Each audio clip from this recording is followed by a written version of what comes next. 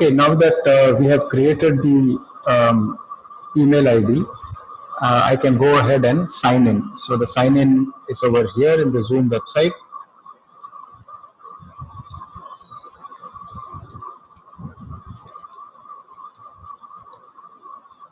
And then I have to enter the password.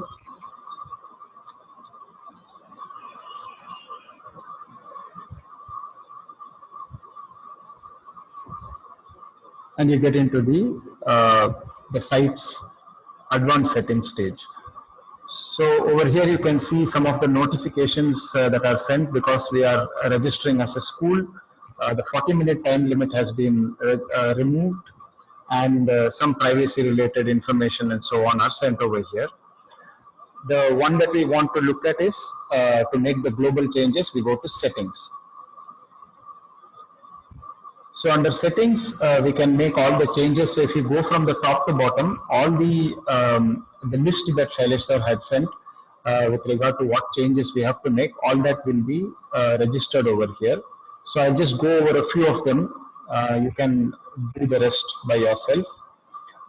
We can disable join before host. That is basically when the meeting has not started, when the host has not joined the meeting, the participants cannot join first.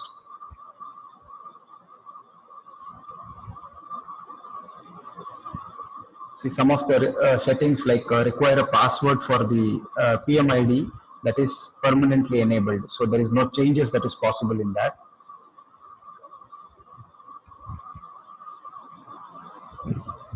You can mute participants on entry globally.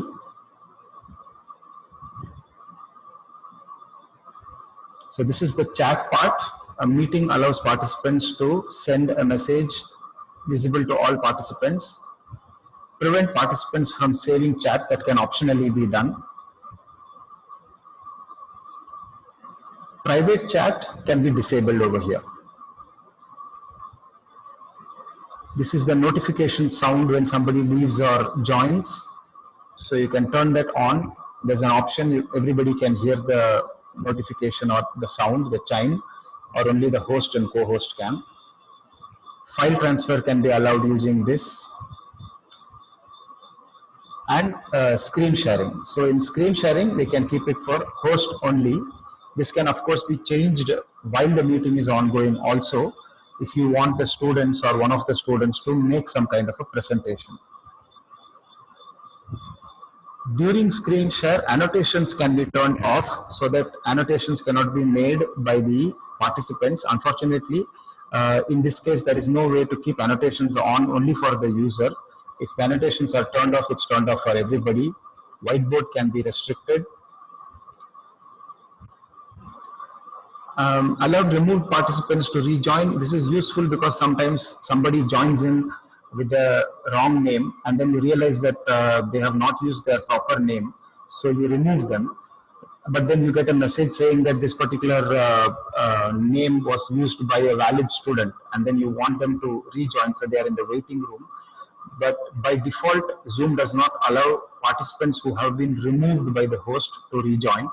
So this setting has to be changed if you want later to allow people you have removed from the meeting to be allowed back in, which might happen in our case. Profile picture of participants can be blocked using this so that only their names are displayed on the screen. That can be optionally turned on if required. And virtual background can be turned off over here so that students don't use that to create some weird backgrounds for themselves, which is highly unlikely to happen, but it's better to disable that particular option. Waiting room is turned on by default. You don't have to change that, but you can just check that it is so. And so on. So all the list that has been sent, you can change the settings from this page. In some cases, it will request you to save the setting, but whatever changes that you make over here are globally affected. And then one can sign out from the account and go back to the Zoom app and check if the settings have taken effect. So that's one way in which we can avoid making the settings again and again in the morning. All we need to do is then when we start the meeting to just go over once and make sure that some of the key things, the security related features, are indeed turned on.